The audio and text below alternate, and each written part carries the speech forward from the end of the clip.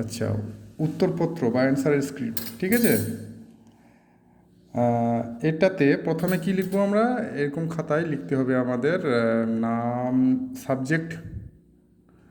প্রথমে কি লিখবো, সাবজেক্ট বা বিষয়, তারপরে নাম, তারপরে রোল নাম্বার, রোল লিখবো, এখানে এখানে নাম্বার লিখবো, ঠিক আছে, 4টে সংখ্যা থাকবে, আর এখানে রেজিস্ট্রেশন নাম্বার।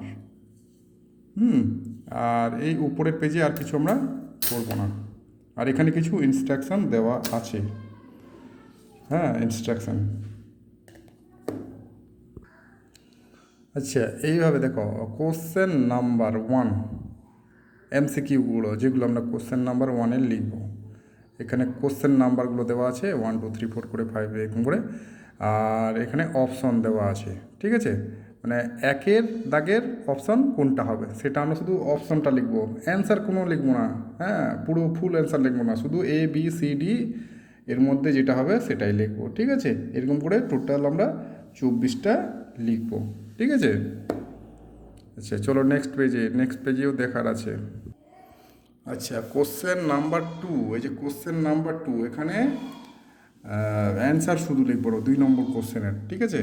এখানে দেওয়া আছে কোশ্চেন নাম্বার 1-এর অ্যান্সারটা এই ঘরের মধ্যেই লিখবো, বুঝতেই পারছো। এখানে 2 থেকে যদি খুব ছোট করে লেখা যায় তাহলে 3টে লাইন হবে, তাহলে সেই অনুযায়ী অ্যান্সারগুলো আমাদেরকে তৈরি করতে হবে, ঠিক আছে।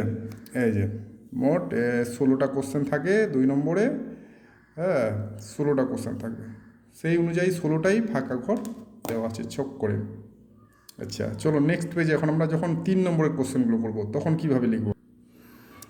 আচ্ছা, এইখানে দেখো এরকম মার্জিন টানবো সব দিকেই মার্জিন টানবো, ঠিক আছে।